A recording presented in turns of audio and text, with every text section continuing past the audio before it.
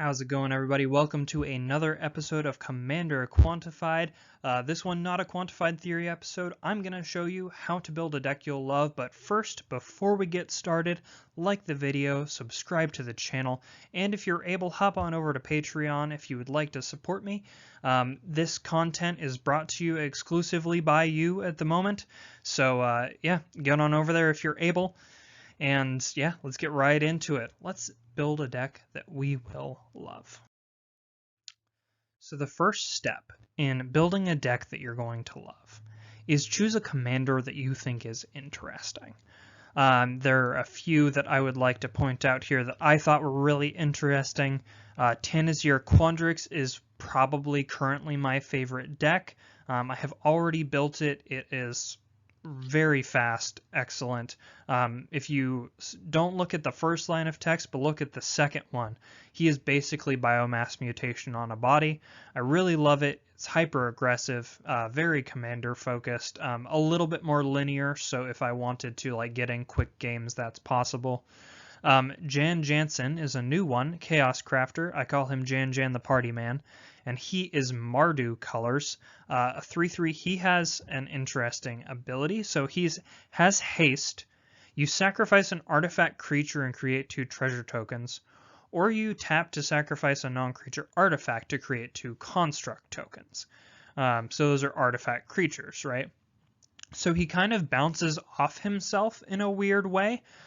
You sacrifice 1, you make 2 of the other, and you can kind of see how that's a little bit like loop-y, if that's a okay thing to say. And then the last one I want to point out here is Dina Soul Steeper. She is a black and a green for a 1/3. And whenever you gain life, each opponent loses 1 life. She has a sacrifice outlet that buffs her power equal to the things. I think it's converted mana cost.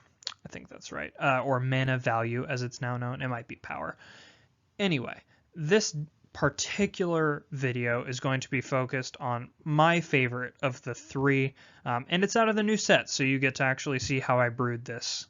We're going to do Jan Jansen, or Jan Jan the Party Man. So step 2, after you've chosen your commander, in our case Jan Jansen, is choose the tier that you want to build into. There is a separate video on tiers. I'm not going to really cover that here, but basically what I'm going to do is choose to build it into a tier 3 deck. And so on a scale of 1 to 5, 3 right in the middle, 1 is going to be like your more competitive, 5 is your lower competitive. So like your kind of thrown together decks. So 3 is going to be kind of right in the middle. And if you take that definition that I gave to a 3 on the other video, I'm going to give it here, using the 4 core measurements. What does that look like for a 3? Utility, you generally have like 1 to 2 per card. Your average mana value as far as efficiency is 2.5 to 3.5. And your synergy is pretty intentional. You still have like 15 to 20 pieces in your deck that work together well. An opportunity, you have a moderate speed. You're going to be evenly balanced between like instant speed and sorcery speed effects and spells. And next we're going to develop the core of the deck. This is a list off of EDHREC, a great tool for building decks. It shows you basically what everybody else has done.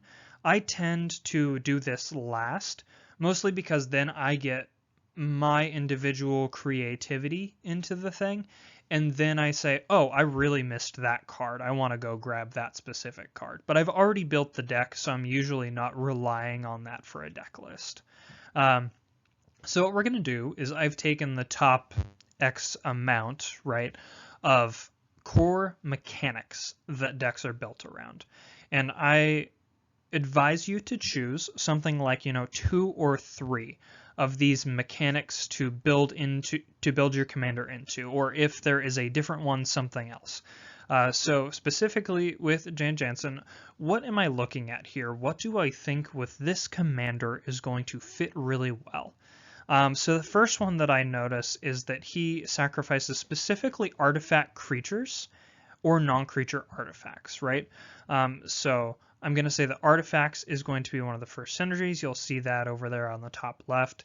I'm also going to be doing something of like an aristocracy build, right? Because I'm going to be sacrificing things for profit. So that's something we're going to do. So artifacts, aristocrats, and you know, I really think that we can get this commander to do something kind of crazy. I think we can get it to go infinite. And how do we do that? I think that we have to focus on untapped synergies. So in order to do that, we've chosen these 3 specific ones. So when we choose cards, when we go through our collections or are looking on Scryfall or something like that, yet another great tool, use these keywords, right? So like specifically whenever. Using the term whenever in advanced search is going to give you a good idea of like things that you don't have to put new mana into that are just going to be effects that go off on your turn. It's kind of the golden word for commander if I had to pick one. So use whenever. Yeah, we've got artifacts, aristocrats, and untap. And those are our core of this deck that we are going to build around. Next, we have to ask ourselves, how does this deck win? Because we've already picked our commander, we know what our synergies are, but how does this deck actually win a game? Because in the end of this, our goal, in addition to having a good time, having fun, playing good games with our friends, having our deck win is eventually going to be the goal, right? We want there to be a point to what we're doing. It can't just be kind of like spinning our wheels. So how I saw when I started building Jan Jansen winning is, well, I think I'm going to create a lot of artifact tokens in particular. So maybe I could play something that on enters the battlefield or leaves the battlefield, it deals damage, and that's how I'm going to end up winning. So I picked stuff like Reckless Fireweaver, Agent of the Iron Throne, anything that really where an artifact enters or leaves the battlefield that starts dealing damage to your opponents, or it generates a token that's a little bit bigger than just like the 1/1 constructs. Not that those can't win the game, because really they can if you generate enough of them. But yeah, so the deck wins by dealing damage to your opponents indirectly, primarily. So now that we've got our commander, we've got our core synergies, and we've got our wins. Let's talk about the essentials of the deck. We have 4, right? And these are the 4 essential functions that you'll have seen in another video that I've posted. This in particular, so draw, ramp, removal, and board wipes. Those are the 4 things that we absolutely have to have in our deck in some quantity. Usually by archetype is how I'm going to recommend this. So we are playing combo, which means that we are going to be a lot higher on like the tutors than most decks are. We're going to be a lot higher on the draw than most decks are. We might not actually be as high on removal as most decks. I would say low to the ground board wipes, if you include them, are valuable because the aggressive decks can potentially beat you to the punch. The removal is actually going to be focused on protecting our strategy rather than disrupting our opponent's strategy, because we want to get there faster, right? So let's talk about card draw in particular. This is a great synergy. Deadly Dispute. It's a card that just recently got reprinted. It used to be like $5, $6 for a common, which I haven't seen that in a long time. Not since the early days of Arcane Signet when they only printed them in Brawl decks. And so this is an instant. As an additional cost to cast this spell, sacrifice an artifact. We're playing aristocrats. There we go. Sacrifice an artifact or creature. And then you draw 2 cards and create a treasure token. So wait a minute, I can sack a treasure token, make a treasure token, and for 1 mana I just drew 2 cards basically, right? And actually you're getting a mana back, kind of. So if you spent a treasure token to do this and sacrifice, you get it. It's kind of interesting the way that it interacts. So Deadly Dispute and cards like it, cards that are like, oh, if I sacrifice an artifact, I can find my other combo pieces that I'm looking for. That's going to be very valuable. So cards like Costly Plunder are another great example. There are quite a few now. I think there are at least 4 that are kind of like not copies of Deadly Dispute, but are adjacent to Deadly Dispute. Next, for removal, I'm going to talk about Dispatch. So there are a lot of people that are going to tell me, hey, this isn't actually a great card to be running in this deck. And I'm going to say, you know what, you're right. It's a single white for an instant tap target creature. It has Metalcraft. If you control 3 or more artifacts, exile that creature. So most of the time you are going to have 3 artifacts. I'm running things like artifact lands. Jan himself creates additional artifacts. So 9 times out of 10, you're probably going to have the mana to just have a superior Swords to Plowshares / Path to Exile. Because this gives your opponent nothing in return, not life, not lands, nothing. So this is really more of a synergy pick than it is anything else. You'll notice that I really harp on that. But when you do stuff that's synergistic, you're going to feel like you constructed your deck well, rather than just throwing good stuff cards into it. And that's going to create a deck that you'll love, right? Next, we're going to talk about Ramp. I think I kind of did these in reverse order, but that's okay. Liquimetal Torque is a 2-cost artifact. It has tap to add a colorless or tap to make a non-land permanent into an artifact in addition to its other types until end of turn. So you can make something into an artifact, which is valuable for multiple reasons, not the least of which that you're in colors that have an easier time dealing with artifacts, right? You're in white, you're in red. You can change a creature into an artifact if you need to, so it helps with some of your removal to be more versatile. In addition, part of the combo of this deck is actually turning your commander into an artifact, and being able to use that to kind of abuse some combo pieces and synergies. So this is a particular Ramp piece that I was really happy with, proud of, all that. Next, we're going to talk about board wipes. Phyrexian Scriptures is one that I don't see a lot of, and it fits this deck absolutely perfectly. So it's 2 black. It is an enchantment saga. Put a +1/+1 counter on up to 1 target creature. That creature becomes an artifact in addition to its other types. So we can do this to our commander, right? The second verse of the saga is destroy all non-artifact creatures. So then you have a board wipe that's right on there, right? And the third is exile all cards from all opponents' graveyards. Generally, we don't want to be hitting our own graveyard. We have some recursion.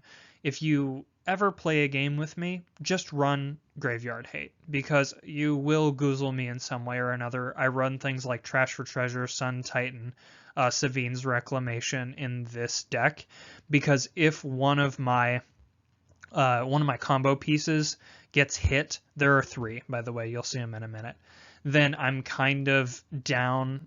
I'm down to a third of the ability to actually combo out, right?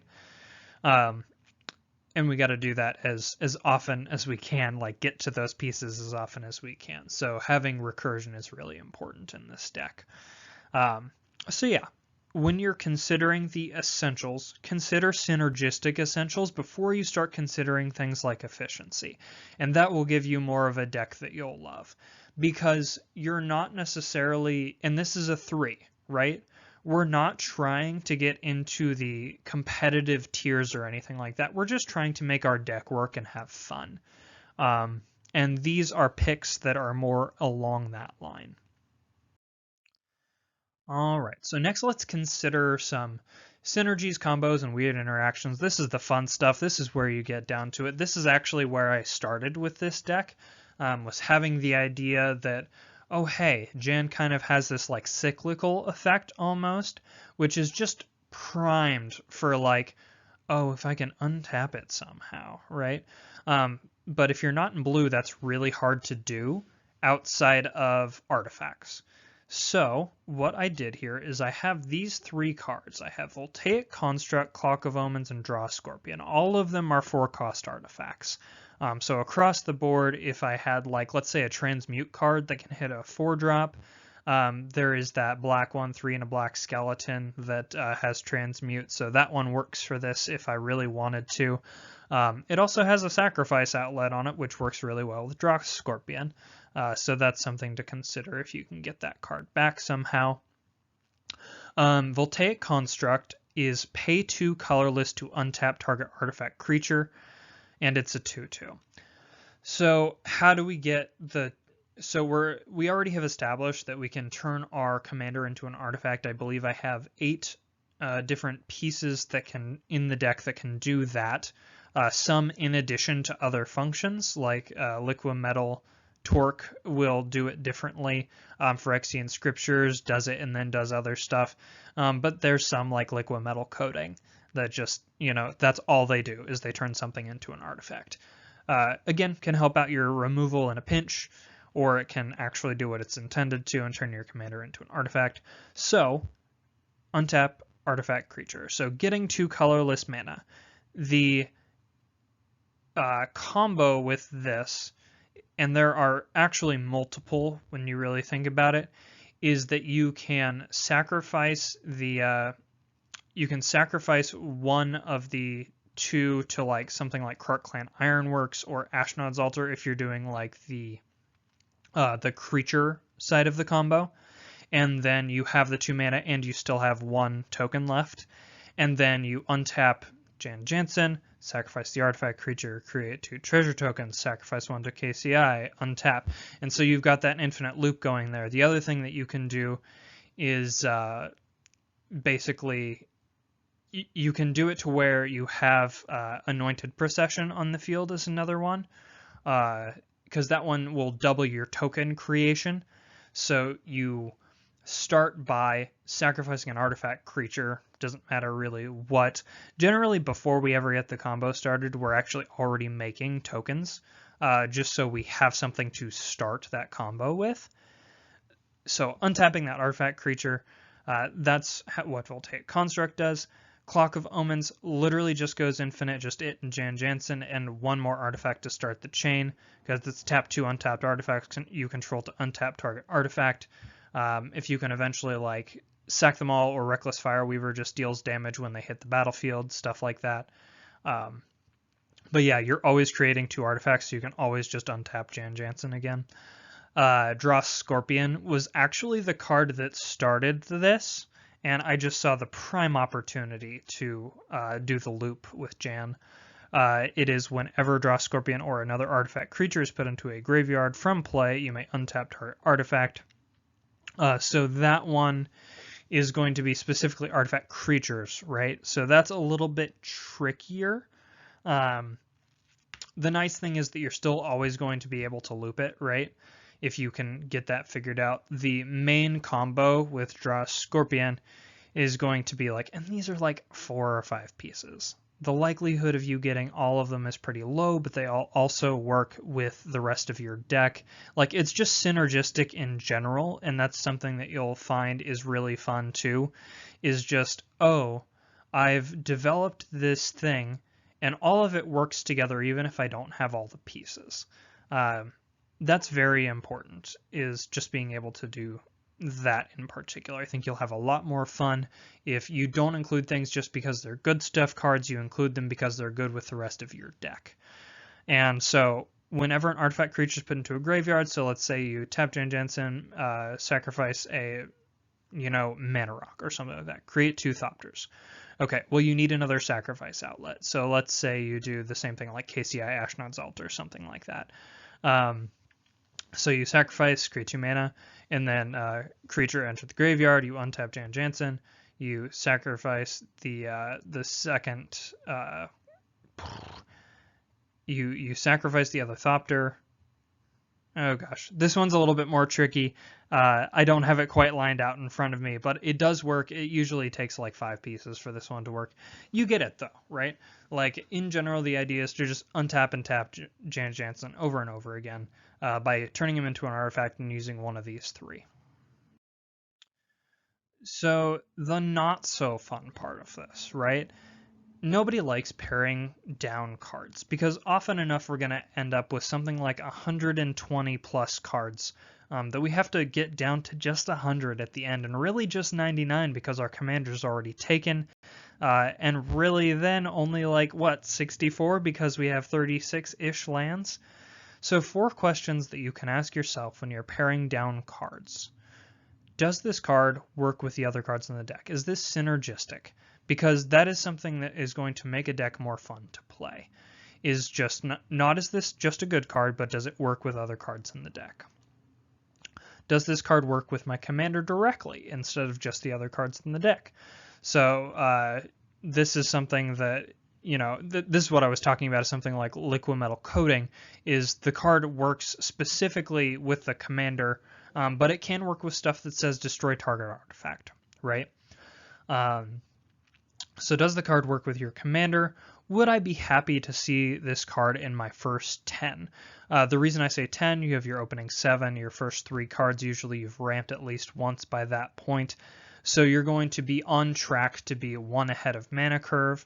Are you going to be happy to see that card? Is that card going to say, oh, I actually do want to have this pretty much at all times? Like, if you're somebody that likes having answers, this is a great way to kind of test.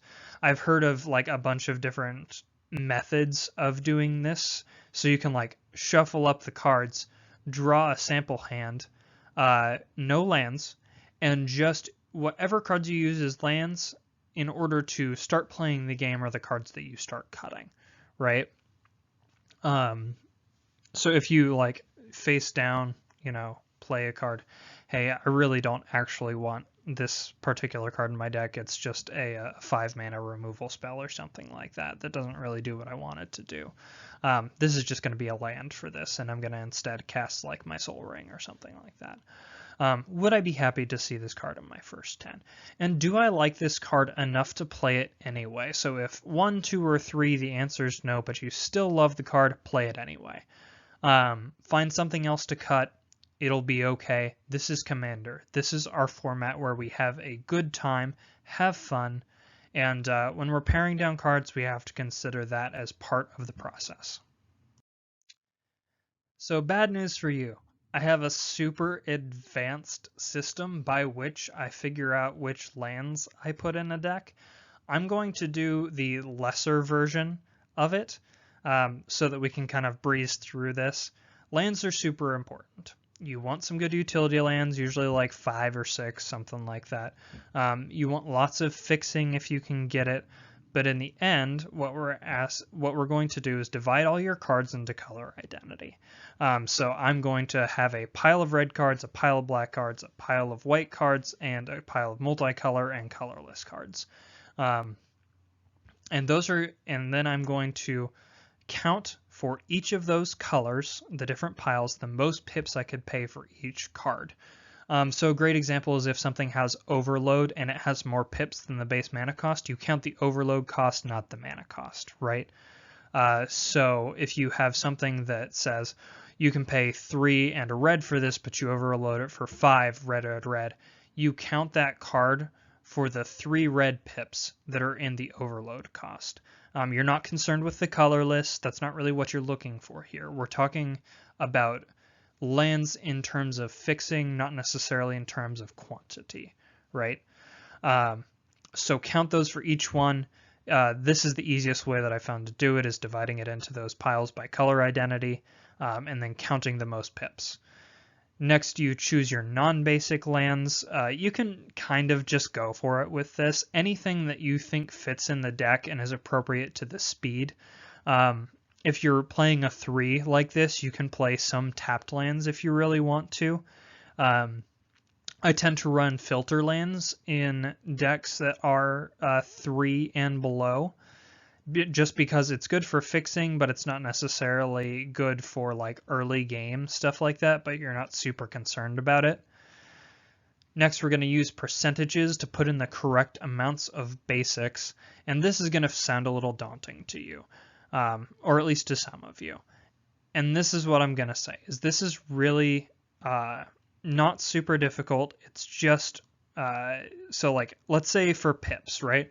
Let's say I have 32 red pips, 22 white pips, and 18 black pips, right? And that's a total of 72. So as far as percentages, that's 44, 31, 25. So it's basically 32 divided by 72, 22 over 72, 18 over 72. And these are the percentages that you get with those. So when you're looking at that, what you then do, after you have counted out and put in the rest of your non-basic land cards, let's say you have 20 non-basics and you have 15 left, you're playing a total of 35 in this deck. You're going to have, if you use the 44% from over in your pips section, and multiply 44% by the 15 basic lands that you have left, you get 6. Right? It's actually a little bit over 6. I do some rounding on this too, and try and balance it out a little bit. So if I think that I've got like, I really should have at least 2 basics of like this color, and it says I should only have 1. I'll fudge the numbers a little bit. Yeah, same thing. 31%, you get 5 out of those 15, and 25% you get 4 out of those 15. So with that math, it'll get you there. This doesn't count the non-basic lands for anything other than these are basically going to tap for any color, or they're going to be somewhat balanced. It's kind of relying on you to do that, right? So if you have like 3 different piles and all of them have 6 lands and they all tap for like the 2 different colors, and then you've got like, you know, your commander, you have your mana confluence if you can afford that kind of card, and like so on and so forth. Exotic Orchard's a great card if you're running 3 or more colors, because usually it'll at least be a dual land, which is nice, and sometimes we'll actually tap for all the colors that you need. It's great. Yeah, so this will get you most of the way there. I would say that you're trying to balance out the rest of them as best you can. This is just going to be for basics, and for the most part this will work for you. If you run into problems, mulligan aggressively. We get a free one in the format. You know, make sure you have as many colors as humanly possible, or if you have card draw, you can kind of like get to it, right? I run a lot of the artifact duels in this Jan Jansen deck, and that's going to be something that's pretty helpful because that's kind of like straight ones all the way down the line. You're going to have like 1 of each type, 1 of each type, 1 of each type. So that is the lands portion of this. Feel free to hit me up on Twitter if you have questions about this. I feel like a lot of the programs actually do this for you if you plug it in on something like Moxfield. So that is another excellent tool, which we will get to.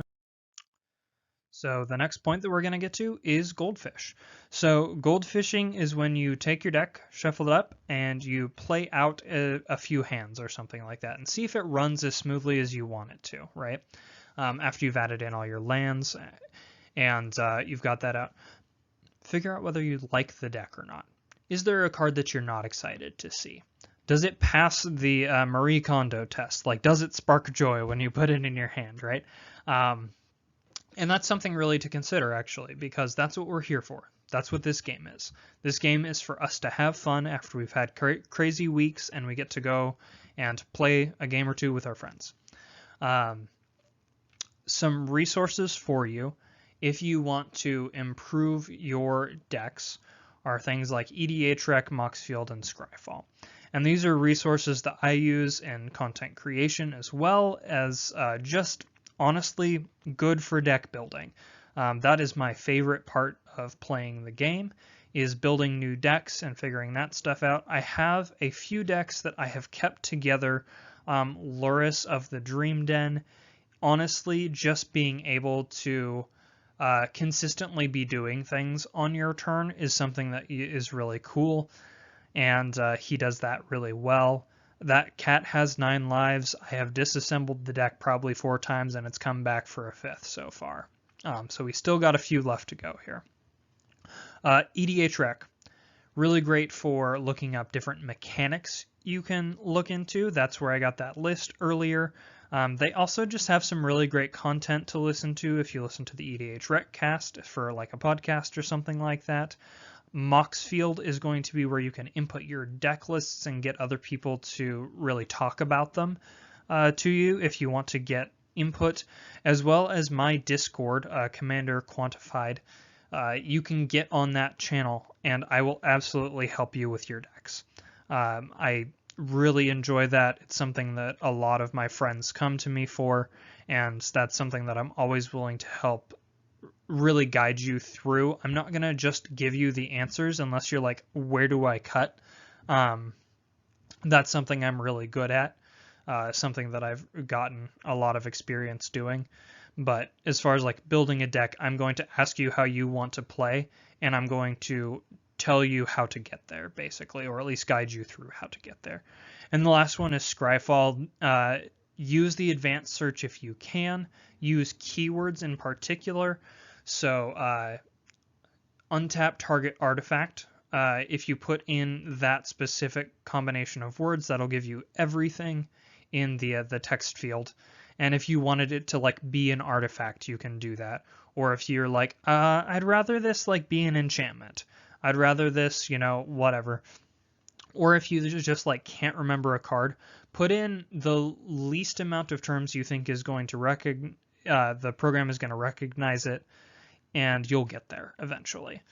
You will find something, and that is my encouragement to you. So use these programs. They are extraordinarily helpful. These websites are awesome, well constructed. Moxfield just excellent to us content creators and deserves a huge shout out. I listen to EDH Rec cast all the time, and they're good about talking about the casual part of the game as well as the variance and that we need to be embracing. And then as well as like just talking about really you have that card in that deck, their challenge to the stats stuff is really good too. So, and Scryfall I use constantly because I love finding cards that do weird shenanigans. All right, folks. Well, that is it for this episode. Thank you so much for watching all the way through, and I hope that this has helped you construct a deck that you'll love. Again, if you have any questions, you can hit me up on Twitter or on the Discord, and I'll try and be as responsive as possible. Support me on Patreon if you're able.